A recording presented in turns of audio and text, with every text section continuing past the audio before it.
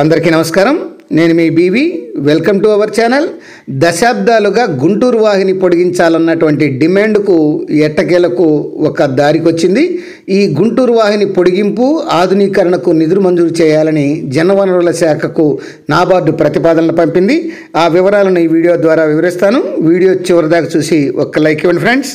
గుంటూరు వాహిని పొడిగింపు ఆధునీకరణకు నిధులు మంజూరు చేయాలని జలవనరుల శాఖ నాబార్డుకు ప్రతిపాదనలు పంపింది. కేంద్ర సహాయ మంత్రి పెమ్మసాని చంద్రశేఖర్ నాబార్డు ఉన్నతాధికారులతో మాట్లాడి నిధులు మంజూరు చేయాలని కోరారు. వారు సానుకూలంగా స్పందించడం అయితే జరిగింది. దాంతో జలవనరుల శాఖ రాష్ట్ర ప్రభుత్వం ద్వారా నాబార్డుకు ప్రతిపాదనలు పంపింది. దశాబ్దాలుగా ఈ గుంటూరు వాహిని పొడిగించాలన్నటువంటి డిమాండ్ కొనసాగుతోంది. గత తెలుగుదేశం ప్రభుత్వం హయాంలో పొడిగింపునకు నిధులు కేటాయించి టెండర్లు పిలిచి కాంట్రాక్టర్లకు అయితే అప్పగించడం అయితే జరిగింది.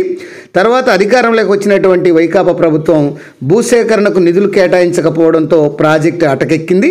తిరిగి మళ్ళీ కూటమి ప్రభుత్వం వచ్చాక మళ్ళీ కదలికైతే వచ్చింది. అసలు ఎంత అవసరము ఈ గుంటూరు వాహిని, దీని విషయం ఏందో ఇప్పుడు చూద్దాం. గుంటూరు వాహిని నిర్మాణం 1966లో మొదలై 1973లో నాటికి పూర్తయింది. నల్లరేగడి ఇసుక నేలతో కూడినటువంటి ప్రాంతం మీదుగా ప్రవహిస్తున్నందున ఈ కాలువకు చాలా చోట్ల దెబ్బతిలింది. ఈ సకాలంలో మరమ్మతులు చేయకపోవడం వల్ల కాంక్రీటు నిర్మాణాలు సైతం శిథిలావస్థకు చేరుకున్నాయి. కట్టలు బలహీనపడ్డాయి. ఇటీవల భారీ వర్షాలకు పలుచోట్ల గండ్లు పడ్డాయి. పంటలు కూడా దెబ్బతిన్నాయి.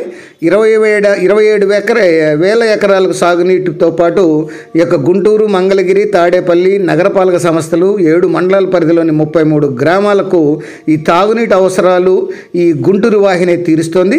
కాలువకు 4 టీఎంసీల నీటి కేటాయింపులు కూడా ఉన్నాయి. అందుకే కాలువలకు ఇరువైపులా కాంక్రీట్ గోడలు నిర్మించి అడుగున కాంక్రీట్ బెడ్ వేయాలని ఇంజనీర్ ప్రతిపాదనలు అయితే తయారు చేయడం అయితే జరిగింది. ప్రస్తుతం ఉన్నటువంటి 600 క్యూసెక్కుల నీటి ప్రవాహ సామర్థ్యాన్ని 750 క్యూసెక్కులకు పెంచాలని నిర్మాణం చేయనున్నారు. అందుకు ఒక 625 కోట్లు అవసరమని నాబార్డుకు ప్రతిపాదనలు అయితే పంపడం అయితే జరిగింది. ఈ కాలువ పొడిగింపు విషయం చూస్తే ఈ గుంటూరు వాహిని ప్రస్తుతం 47 కిలోమీటర్ల పొడవు ఉంది. నాగార్జున సాగర్ కాలువ కింద మల్లాయిపాలెం, కాకుమాను ఈ యొక్క మేజర్ కాలువల పరిధిలో చిట్ట చివరి ఆయకట్టు 9,600 ఎకరాలను సాగునీరు అందించే విధంగా ఇది ఉంది. అయితే ఆ పరిస్థితి లేదు.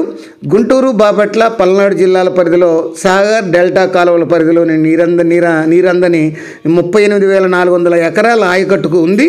నూతన ఆయకట్టు సాగర ఆయకట్టు స్థిరీకరణ కలిపి 48,000 ఎకరాలకు సాగునీరు అందించడానికి గుంటూరు ఛానల్ 47 కిలోమీటర్ల నుంచి 74.045 కిలోమీటర్లకు పొడిగించాలని నిర్ణయించారు.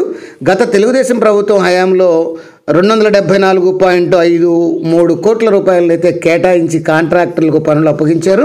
వైకాపా ప్రభుత్వం వచ్చినాక అవి ఆగిపోయాయి. కాలువ పొడిగింపుకు గుంటూరు జిల్లాలో 389.78 ఎకరాలు, అట్లనే బాపట్ల జిల్లాలో 51.38 ఎకరాలను సేకరించాలి.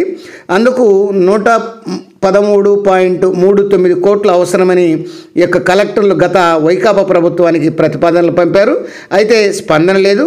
కూటమి ప్రభుత్వం నాబార్డు నిధులు తెచ్చి గుంటూరు వాహిని అభివృద్ధి చేయాలని అయితే నిర్ణయించింది. దీనికి కేంద్ర సహాయ మంత్రి పెమ్మసాని చంద్రశేఖర్, ఎమ్మెల్యేలు ధూళిపాల నరేంద్ర మరియు బోర్ల రామాంజనేయులు వీళ్ళందరూ కలిసి ముఖ్యమంత్రి నారా చంద్రబాబు నాయుడు దృష్టికి అయితే తీసుకెళ్ళి ఈ గుంటూరు వాహిని ప్రాధాన్యత వివరించి నిధులు విడుదలకు కృషి చేస్తున్నారు. అదే కానీ జరిగితే ఈ గుంటూరు వాహిని కొంత బాగా అభివృద్ధి చెంది కొంత కరువును నివారించేటువంటి అవకాశాలు ఉన్నాయని ఈ గుంటూరు మరియు పల్నాడు, బాపట్ల జిల్లాల ప్రజలైతే కోరుకుంటున్నారు. అది ఫ్రెండ్స్ గుంటూరు వాహిని ఆధునీకరణ గురించి సమాచారం. మరొక సమాచారంతో మరొక అంశంతో మళ్ళీ మీ ముందుంటాను ఫ్రెండ్స్. జై హింద్.